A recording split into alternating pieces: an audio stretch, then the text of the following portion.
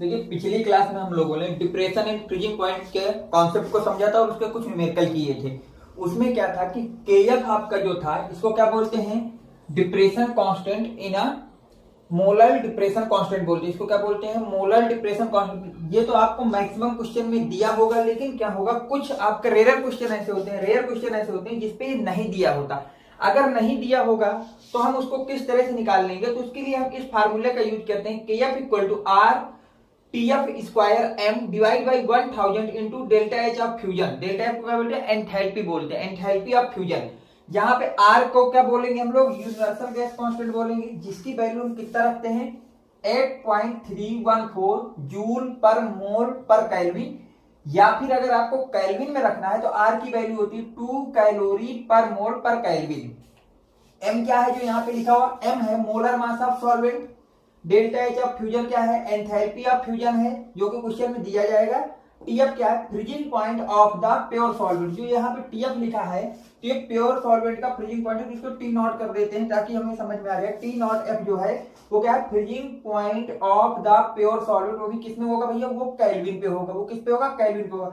अगर आपके पास depression in freezing point का न्यूमेरिकल आता है और केएफ नहीं दिया हुआ है, डिप्रेशन मोलर कांस्टेंट नहीं दिया है, तो इस फार्मूले का यूज करके डिप्रेशन मोलर कांस्टेंट को आप निकालेंगे। तो अब तक हम लोगों ने 3 कोलिगेटिव प्रॉपर्टी पढ़ चुके, रिलेटिव लोअरिंग वेपर प्रेशर और रिलेटिव लोअरिंग वेपर प्रेशर। इसके बाद क्या पढ़ा, एलिवेशन इन बॉइलिंग पॉइंट, फिर पढ़ा हमने डिप्रेशन इन फ्रीजिंग पॉइंट। अब लास्ट हमारे पास जो कोलिगेटिव प्रॉपर्टी बची वो है ऑस्मोटिक प्रेशर। तो इसको नोट करिए और उसको भी थोड़ा उसका कॉन्सेप्ट देखते हैं, और आज से हम लोग कोलिगेटिव प्रॉपर्टी का पार्ट खत्म करते हैं। इसको नोट कर लीजिए, स्क्रीनशॉट ले लीजिए, जो भी करना हो करिए।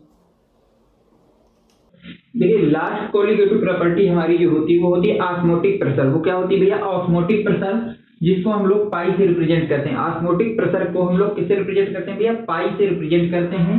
ऑस्मोटिक प्रेशर को पढ़ने से पहले हमको पता होना चाहिए कि ऑस्मोसिस क्या होता है। ऑस्मोटिक प्रेशर के विषय में पढ़ने से पहले हमको पता होना चाहिए कि ऑस्मोसिस क्या होता है या इसको किसे कहते हैं। तो देखिए, the phenomena of the flow of solvent molecule, जिसमें हम लोग solvent molecule through a semi permeable membrane, जिसको हम लोग एसपीएम से रिप्रेजेंट करेंगे, सेमी परमेबल मेम्ब्रेन जिसको हम लोग एसपीएम से रिप्रेजेंट करेंगे, फ्रॉम प्योर सॉल्वेंट।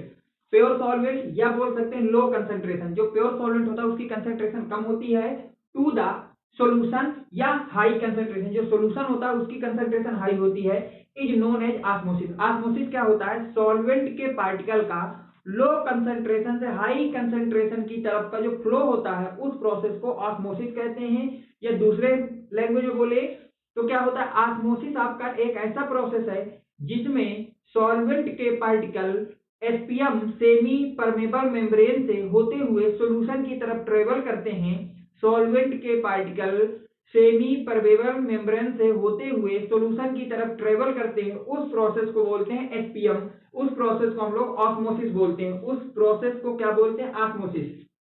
ऑस्मोसिस क्या होता है, the flow of solvent particle by the SPM in the solution. Solution की तरफ, सॉल्वेंट से सॉल्यूशन की तरफ का जो फ्लो होता है किसके थ्रू भैया, एसपीएम की के थ्रू, उस प्रोसेस को हम लोग ऑस्मोसिस बोलते हैं। तो मैंने यहाँ लिख दिया है कि लो कंसंट्रेशन से हाई कंसंट्रेशन में बाय द एसपीएम, एसपीएम से होते हुए सॉल्वेंट के पार्टिकल जो मूव करते हैं, ऐसे प्रोसेस को हम लोग ऑस्मोसिस बोलते हैं। इस प्रोसेस को हम लोग क्या बोलते हैं भैया, ऑस्मोसिस बोलते हैं। ऑस्मोसिस बोलते हैं, समझ में आया। ऑस्मोसिस क्या होता है, सॉल्वेंट के पार्टिकल का लो कंसंट्रेशन से हाई कंसंट्रेशन की तरफ flow by the using SPM is known as osmosis. SPM से सॉल्वेंट के पार्टिकल का सॉल्यूशन की तरफ जाने का प्रोसेस आपका ऑस्मोसिस कहलाता है। इसके लिए एक डायग्राम मैंने बनाया है, देखिए ये एक डायग्राम है। इधर क्या है, सॉल्वेंट बना है जो रेड कलर से बना, और जो ब्लैक से है वो सॉल्यूशन, और बीच में जो डबल रेड लाइन है वो आपकी क्या है, एसपीएम आपकी लगी हुई है, सेमी मेम्ब्रेन मेंबर लगी हुई है। ये एक सेमी परमेबल मेम्ब्रेन लगी हुई है।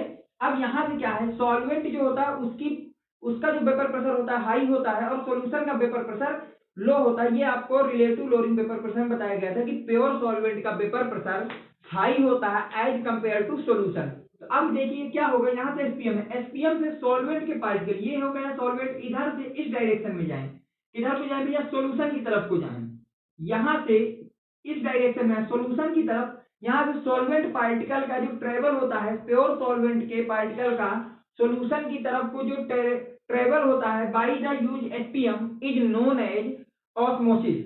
याद रखना, जो आपकी एसपीएम लगी होती है, सेमी परमेबल मेम्ब्रेन, वो आपको परमिट नहीं देती, सोल्यूट के पार्टिकल को परमिट अपने से मूवमेंट करने को नहीं देती।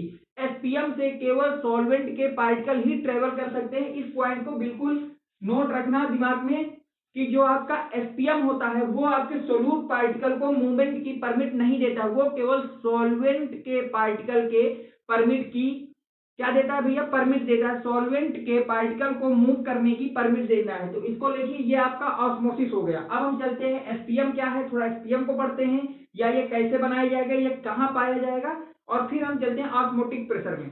ऑस्मोसिस समझ में आ गया। ऑस्मोसिस कुछ नहीं है, ऑस्मोसिस का सिंपल सा मतलब ये है, सॉल्वेंट के पार्टिकल का सॉल्यूशन की तरफ ट्रेवल हो रहा है by the using SPM, this process और कॉल्ड ऑस्मोसिस। सॉल्वेंट के पार्टिकल का सॉल्यूशन की तरफ मूवमेंट होना by the use semi permeable membrane, this process are known as osmotic वो osmosis. This process is known as osmosis. को note करिए। देखिए, सेमी परमेबल मेम्ब्रेन क्या होती है या कैसे बनाई जाती है उसको देखिए। जो परचेजमेंट पेपर होता है वो भी आपका एसपीएम की तरह काम करता है। फ्रेशली प्रिपेयर्ड कॉपर फेरोसाइनाइड, अगर आपने कॉपर फेरोसाइनाइड को फ्रेशली प्रिपेयर्ड किया तो वो भी आपका एसपीएम की तरह वर्क करेगा। और जो आपका फ्रेशली प्रिपेयर्ड कैल्शियम फास्फेट होता है, कैल्शियम फास्फेट, वो भी हमारा क्या होता है, एसपीएम की तरह काम करता है। अगर आपको एसपीएम चाहिए, सेमी परमेबल मेम्ब्रेन चाहिए, तो इन तीन में से कोई भी आप एक को उठा के लगा दीजिए, बीच में डाल दीजिए, यही आपका एसपीएम की तरह वर्क करेगा। अब हम कहते हैं कि ऑस्मोटिक प्रेशर क्या होता है। देखिए, ऑस्मोटिक प्रेशर का मतलब है, क्योंकि आपने अभी इसके पहले मैंने आपको पढ़ाया कि ऑस्मोसिस क्या पढ़ाया भैया, ऑस्मोसिस। ऑस्मोसिस का मतलब क्या था कि सॉल्वेंट के पार्टिकल प्योर सॉल्वेंट से एसपीएम के थ्रू कहां जा रहे थे, सॉल्यूशन की डायरेक्शन में जा रहे थे। तो ऑस्मोटिक प्रेशर क्या होता है, वो प्रेशर जो ऑस्मोसिस को रोक दे, ऑस्मोसिस को जो स्टॉप कर दे, उस प्रेशर को बोलते हैं ऑस्मोटिक प्रेशर। अब बात आ गई कि ऑस्मोसिस को रोक दे, इसका क्या मतलब है। ऑस्मोटिक का मतलब क्या, ऑस्मोसिस क्या था, ट्रेवलिंग था सॉल्वेंट पार्टिकल का by pure solvent to solution. तो कुछ इतना प्रेशर लगा लेंगे जो सॉल्वेंट के पार्टिकल में, जो सॉल्वेंट के पार्टिकल थे वो सॉल्यूशन की तरफ आ रहे थे, इतना हम प्रेशर सॉल्यूशन की तरफ लगा देंगे वो इधर आ ही ना पाए, जो है सॉल्वेंट के पार्टिकल सॉल्यूशन की तरफ आ ही ना पाए, उनको रोक दिया जाए सॉल्यूशन की तरफ आने से, तो उस प्रेशर को हम लोग बोलते हैं osmotic pressure. The total amount of external pressure exerted to stop the process of osmosis is known as osmotic pressure. वो प्रेशर जो ऑस्मोसिस के प्रोसेस को रोक दे। ऑस्मोसिस का प्रोसेस क्या होता है, सॉल्वेंट के पार्टिकल का सॉल्यूशन की तरह ट्रेवल करने का जो प्रोसेस होता है उसको ऑस्मोसिस कहते हैं। मतलब उतना प्रेशर लगा दीजिए कि सॉल्वेंट का पार्टिकल सॉल्यूशन की तरफ ना आ पाए, उस प्रेशर को क्या बोलेंगे हम लोग, ऑस्मोटिक प्रेशर बोलेंगे। अगली बात है, एक्सटर्नल का क्या मतलब है, क्योंकि हमको ये प्रेशर बाहर से लगाना पड़ेगा, इसलिए हमने बोल दिया कि एक्सटर्नल प्रेशर बाहर से लगाया गया वो प्रेशर जो कि आपके ऑस्मोसिस के प्रोसेस को, या दूसरी बात हम बोले तो ऑस्मोटिक का प्रेशर का मतलब क्या, सॉल्वेंट के पार्टिकल को सॉल्यूशन की तरफ जाने से रोक दे, उस प्रेशर को बोलते हैं हम लोग ऑस्मोटिक प्रेशर। इसके लिए एक डायग्राम बनाया गया है, देखिए। अब ये आपके दो डायग्राम है, इधर सॉल्यूशन और इधर सॉल्वेंट पार्टिकल है। पीएटीएम इधर लग रहा होगा क्योंकि एटमॉस्फेयर पे रखा, पीएटीएम इधर भी लग रहा होगा, शुरुआत में पीएटीएम और पीएटीएम। अब क्या होगा, सॉल्वेंट, ये एसपीएम लगी हुई है, अगर ये एसपीएम लगी हुई है तो सॉल्वेंट के पार्टिकल कहाँ आ रहे होंगे, सॉल्वेंट की तरफ आए, सॉल्वेंट से कहाँ आ रहे होंगे, सॉल्यूशन की तरफ आ रहे होंगे। सॉल्वेंट के पार्टिकल किधर आ रहे होंगे, या सॉल्यूशन की तरफ आ रहे होंगे।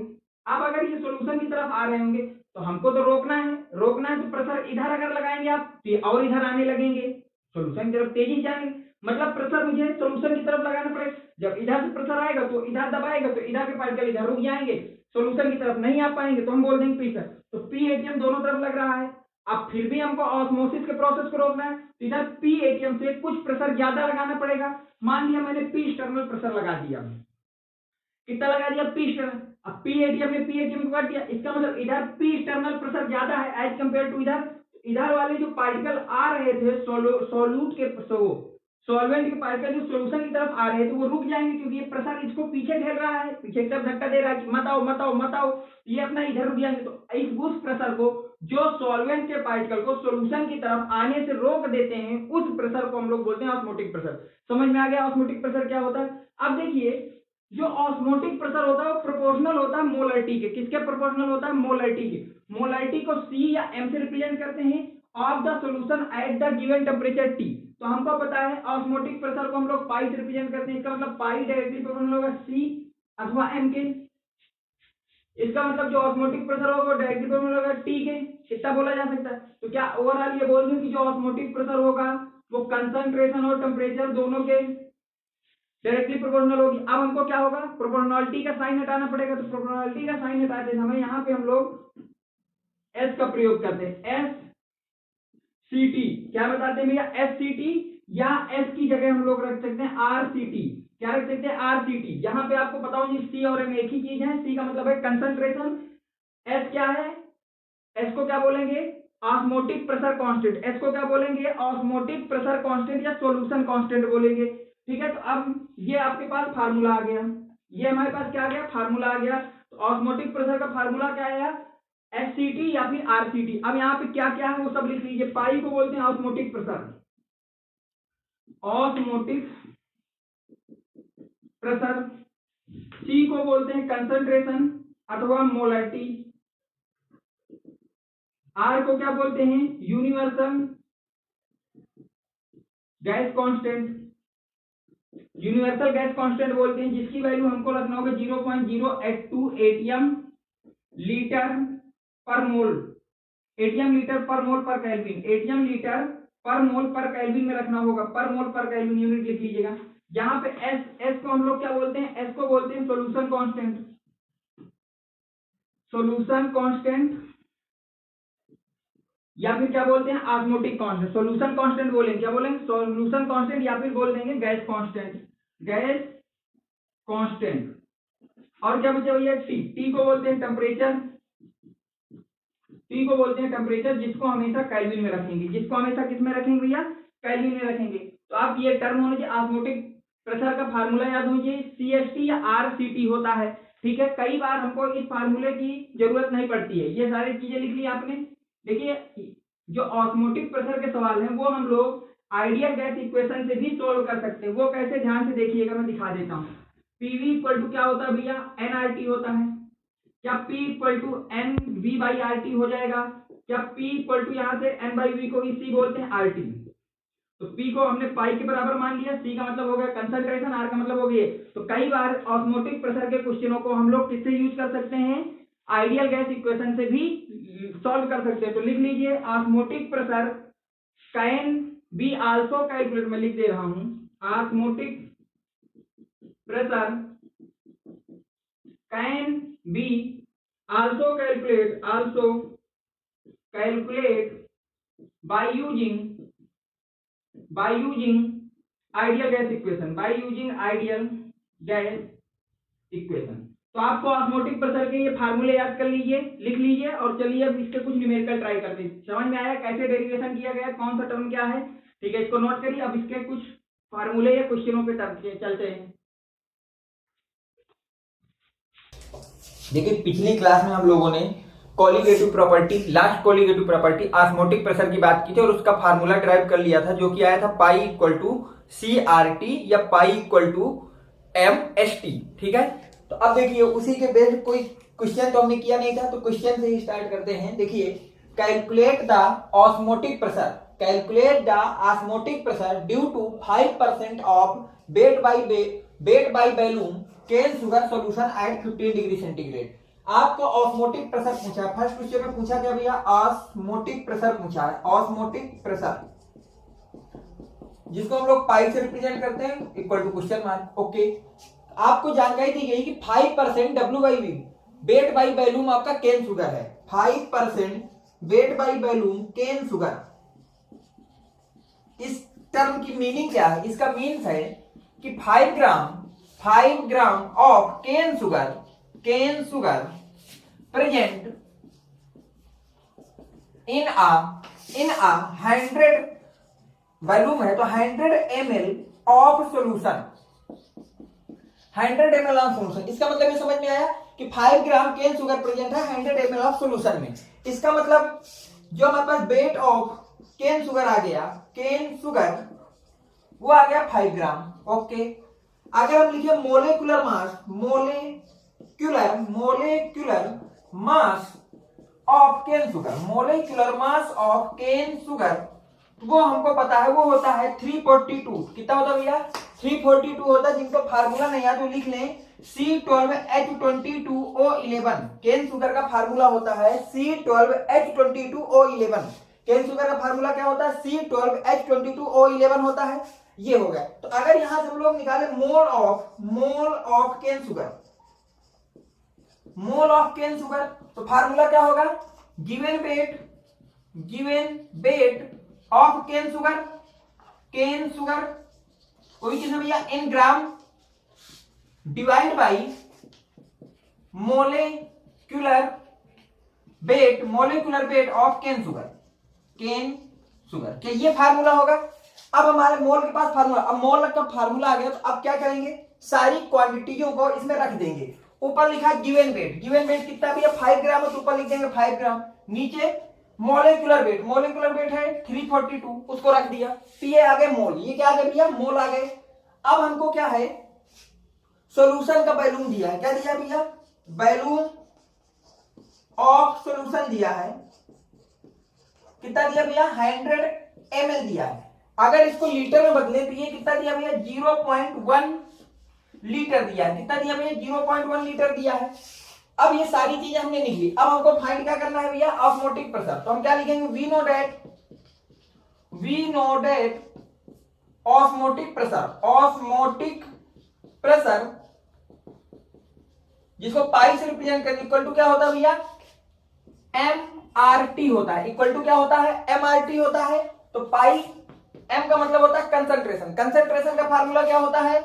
Mole of solute divide by volume of solution, वो भी इन लीटर। ये होगा इनटू क्या हो जाएगा भैया? R इंटू टी, RT हो जाएगा। यहां तक आप देखिए होगा या नहीं होगा। यहां तक अगर आप एग्री करते हैं तो थोड़ा सा इसको नोट कर लीजिएगा। मैं थोड़ा रफ करता हूं, इधर का नोट कर लिया। ओके, अब देखिएगा पाई इक्वल टू मोल कितने आए हैं?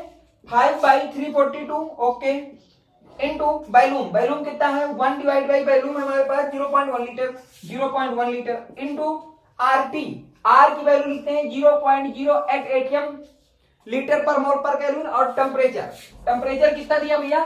15 डिग्री सेंटीग्रेड दिया। इसको केल्विन में लिखना है। अगर 15 डिग्री सेंटीग्रेड है, कितना भैया?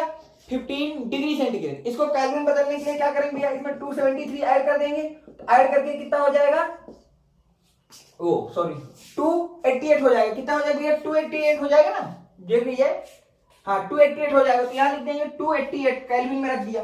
अब सारी चीजें रख दी, मोल रख दिया, वॉल्यूम रख दिया, R की वैल्यू रख दी, टेम्परेचर रख दिया। तो जब इसको आप सॉल्व करेंगे तो ऑस्मोटिक प्रेशर आपका निकल के आएगा 3.45 atm।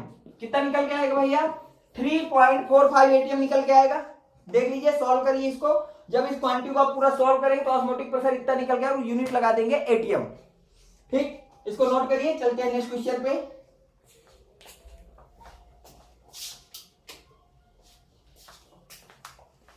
नोट कर लिया? ओके,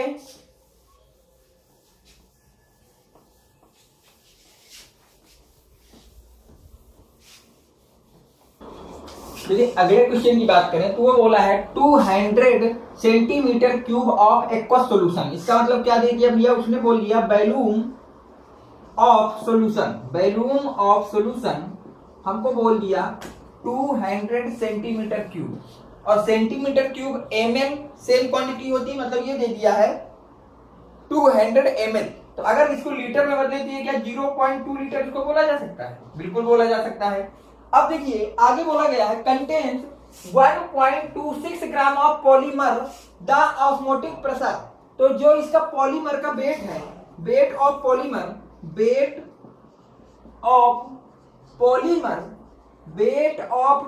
वो दिया है 1.26 ग्राम। कितना दिया भैया? 1.26 ग्राम दिया है। The osmotic pressure of this solution is 2.6 into 10 की पावर -3 atm। तो जो ऑस्मोटिक प्रेशर है, वो हमको दे दिया है उन्होंने 2.6 इंटू 10⁻³ एटीएम। ओके, टेम्परेचर दिया गया है, टेम्परेचर हमको कितना दिया गया भैया 300 केल्विन दिया गया है। Calculate molar mass of polymer, तो हमको कैलकुलेट क्या करना है, molar mass of polymer. Molar mass of polymer को कैलकुलेट करना है, क्वेश्चन मार्क कर दिया। ऑस्मोटिक प्रेशर दिया है तो हम क्या जानते हैं भैया, we know that osmotic pressure equal to होता है MRT। क्या होता है, ऑस्मोटिक प्रेशर इक्वल टू होता है MRT। तो अब हम जब इसमें देखेंगे तो ऑस्मोटिक प्रेशर को हम लोग पाई से रिप्रेजेंट करते हैं, इसका मतलब पाई इक्वल टू हो जाएगा फार्मूला MRT, पाई M होता है मोलर टी, M का क्या मतलब भैया मोलर टी, मोलर टी का मतलब ऊपर क्या लिखेंगे, mole of polymer, mole of polymer divide by volume of solution, volume of solution वो भी कितने भैया इन लीटर इंटू RT। क्या ये लिखा जाएगा, अब सारी क्वांटिटी रख दीजिए। देखिए ऑस्मोटिक प्रेशर हमको दिया है 2.6 इंटू 10⁻³ रख दिया। मोल ऑफ पॉलीमर पता नहीं है तो यहाँ हम लोग N लिख देते हैं, मोल को किससे रिप्रेजेंट कर देते हैं N से। R की वैल्यू मैंने बताई 0.08 रखना है, और T हमको दिया है 300 केल्विन रख दिया, divide by volume of solution जो कि आया 0.2। यहां तक ऐसा चलेगा, ऐसा चलेगा तो क्या इसको कल के दिन 2.6 इंटू 10⁻³ इंटू 0.2 इसको इधर ले आया इक्वल टू, इसको मल्टीप्लाई कर लेंगे तो 24N बनेगा। देख लीजिए, इसको इसमें मल्टीप्लाई कर दिया तो ऐसा बनेगा, 2 को इससे मल्टीप्लाई कर देंगे तो ये कितना बन जाएगा भैया, पॉइंट को इधर ले लेते हैं 52 इंटू 10⁻⁵, एक पॉइंट ये वाला भी हटा दिया और ये वाला भी हटा दिया तो यहाँ 2 पावर बढ़ा दी, divide by 24 equal to N लिखेंगे। इतना लिखा जा सकता है कि नहीं लिखा जा सकता, आप देख लीजिए। ठीक है, इतना लिखा जा सकता है तो इधर को मैं रब कर दूं, नोट कर लिया होगा। ओके, तो अगर इतना आप मानते हैं तो क्या आपको ये भी पता है कि ये 52 इंटू 10⁻⁵ 24 डिवाइड है। अब मोल लिखा, मोल का फार्मूला क्या होता है भैया, given weight in gram divide by molar मास, ऐसा होगा। तो 52 को अगर हम 2 से डिवाइड करें तो हो जाएगा 26/12 इंटू 10⁻⁵। क्या ये लिखा जाएगा, गिवन मास हमारे पास जो है वो 1.26 ग्राम, मोलर मास को कैपिटल M से रिप्रेजेंट करते हैं जिसको निकालना है। तो अगर मोलर मास की फार्मूला लिखा है तो ये क्या 1.26 इंटू 12 डिवाइड बाई 26 इंटू 10⁻⁵ होगा। अगर ये होगा तो क्या इसको अगर डिवाइड किया जाए किससे भैया 2 से, तो ये 6 हो जाएगा, ये 13 हो जाएगा।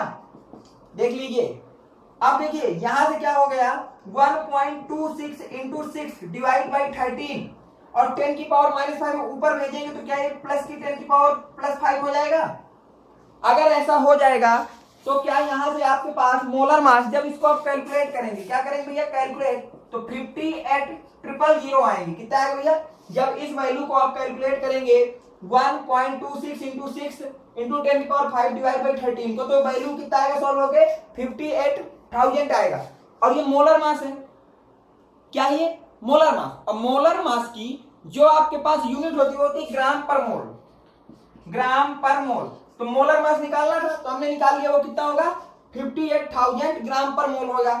ये सवाल भी हो गया, नोट करिए इसको। नेक्स्ट क्वेश्चन देखते हैं। देखिए अगला क्वेश्चन आपका क्या कह रहा है भैया, वो कह रहा है calculate the osmotic pressure in pascal. हमको क्या फाइंड करना है भैया, ऑस्मोटिक प्रेशर, वो भी किसे भैया इन पास्कल में फाइंड करना है, in pascal. Okay, equal to question mark excited by a solution prepared by dissolving 1 gram of polymer. तो यहां से हमको जो दिया है वो दिया weight of polymer, weight of polymer वो कितना दिया भैया 1 ग्राम दिया है। वेट ऑफ पॉलीमर कितना दिया 1 ग्राम, और मोलर मास ऑफ पॉलीमर जो दिया है, मोलर मास ऑफ पॉलीमर वो दिया है 18,000 वो 1,85,000 इतना दिया है। ओके, फिर क्या दिया है इन 450 ml ऑफ वाटर, इसका मतलब वॉल्यूम ऑफ वाटर वो दिया हमको 450 ml दिया गया है। अगर हम इसको लीटर में बदले तो ये लीटर में कितना हो जाएगा भैया, लीटर में हो जाएगा 0.45 लीटर, 1000 डिवाइड करके क्या ये लिखा जाएगा। ओके, टेम्परेचर कितना दिया है, टेम्परेचर हमको दिया गया है 37 डिग्री सेंटीग्रेड। अगर इसको केल्विन में लिखें तो कितना हो जाएगा भैया 310 केल्विन हो जाएगा। अब क्या है, इतनी चीज हमको दी है और ऑस्मोटिक प्रेशर हमको फाइंड करना है। तो ऑस्मोटिक प्रेशर फाइंड करना है तो हम क्या करते हैं, we know that osmotic pressure equal to होता है हमारे पास एमआरटी। कितना होता है भैया, एमआरटी होता है। ऑस्मोटिक प्रेशर का मतलब पाई, एम का मतलब होता है मोलरिटी फार्मूला क्या होता है, mole of solute divide by molar mass of solute, मोल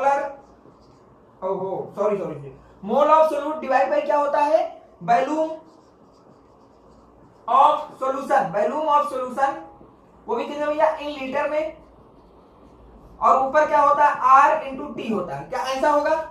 अब देखिए हमको जो चीज फाइंड करना है उसके लिए क्या करेंगे, अब सारी चीजों को लिख देंगे यहाँ पे। तो पाई लिखना है तो पाई को अगर हम देखें तो पाई होता है हमारे पास क्या, ऑस्मोटिक प्रेशर निकालना है तो इसको ऐसा ही रखेंगे। मोल ऑफ सोल्यूट, तो मोल ऑफ सोल्यूट तो हमारे पास है नहीं, तो मोल का फार्मूला क्या होता है भैया, गिवन वेट ऑफ सोल्यूट, वो भी कितना भैया in gram, divide by molar mass of solute, पूरे का डिवाइड लगा देंगे वॉल्यूम ऑफ सॉल्यूशन से। किससे लगा देंगे भैया, वॉल्यूम ऑफ सॉल्यूशन, वो भी कितना भैया इन लीटर में। यहां तक देख लीजिए, इनटू क्या चलेगा भैया, आर इंटू टी चलेगा कि नहीं चलेगा, बिल्कुल चलेगा। अगर चलेगा तो अब सारी क्वांटिटी उठा के रखिए। देखिए पाई की जगह पाई ऑस्मोटिक प्रेशर, गिवन वेट है 1 ग्राम, तो यहां रख दिया 1। मोलर मास ऑफ सोल्यूट कितना है, पॉलीमर का वेट भैया 1,85,000। ओके, आर की वैल्यू रखते हैं 0.08, टेम्परेचर रखते हैं केल्विन में जो कि दिया है 310, divide by volume of solution in litre, वो कितना दिया भैया 0.45। क्या ऐसा होगा, अगर ऐसा होगा तो क्या कल के दिन इसको मैं पाई इक्वल टू कितना 0.08 equal to 310 divide by 18,000 into 0.45। क्या ये 20 से ऊपर वाले 20 खत्म किया जा सकता है, तो ये हो जाएगा 0.08, ये हो जाएगा 8 into 310 divide by this quantity into 45 हो जाएगा। एक 10 से 10 निपट जाएगा। अब क्या होगा भैया, अब इसको सॉल्व करेंगे, ये बचे क्या, पाई इक्वल टू हमारे पास आ जाएगा 8 इंटू 31 डिवाइड बाई 18,500 इंटू 45। जब आप इसको कैलकुलेट करेंगे, क्या करेंगे भैया कैलकुलेट, तो यहां से वैल्यू आ जाएगी 3 इंटू 10 की पावर -4 एटीएम। कितनी आ जाएगी भैया, 3 इंटू 10 की पावर -4 एटीएम आ जाएगी। फिर हमको ये पता है इतना आ जाएगा, कितना आ जाएगा भैया 3 इंटू 10 की पावर -4 एटीएम आ जाएगा। फिर हम क्या जानते हैं, पर हमको जो प्रेशर है वो हमको एटीएम में नहीं बताना। किस में नहीं बताना भैया, एटीएम में नहीं बताना। किस में नहीं बताना, एटीएम में नहीं बताना। तो हम क्या जानते हैं, we know that 1 atm equal to होता है 101,325 पास्कल, इतना होता है। तो हमें 1 एटीएम में इतने पास्कल, तो कितने एटीएम है, 3 इंटू 10 की पावर -4 एटीएम में कितने पास्कल होंगे, तो मल्टीप्लाई कर देंगे 101,325 इंटू 3 इंटू 10 की पावर -4 पास्कल। क्या इतना पास्कल होगा। अब इसको थोड़ा सा सॉल्व कर लीजिए भैया, मल्टीप्लाई कर लीजिए इंटू 10 की पावर -4 पास्कल। क्या ये लिखा जाएगा, और इसको सही से लिख दें तो क्या ये 10.4 पास्कल लिखा जाएगा। इसको जब कैलकुलेट करेंगे इसको सही से तो कितना आ जाएगा 10.04 पास्कल आ जाएगा। तो ये आपके ऑस्मोटिक प्रेशर से रिलेटेड क्वेश्चन हुए। आज के लिए क्लास यहीं तक रखते हैं। नेक्स्ट वीडियो में हम लोग इसके आगे का जो भी पार्ट होगा वो पढ़ेंगे। तो आपकी चारों कॉलिगेटिव प्रॉपर्टी आपको बिट डिटेल मैंने पढ़ा दी। कि आपका रिलेटिव लोअरिंग वेपर प्रेशर क्या होता है, रिलेटिव लोअरिंग वेपर प्रेशर क्या होता है, एलिवेशन ऑफ बॉइलिंग पॉइंट क्या होता है, डिप्रेशन इन फ्रीजिंग पॉइंट क्या होता है और ऑस्मोटिक प्रेशर क्या होता है। ठीक है, thanks for watching, next video coming soon.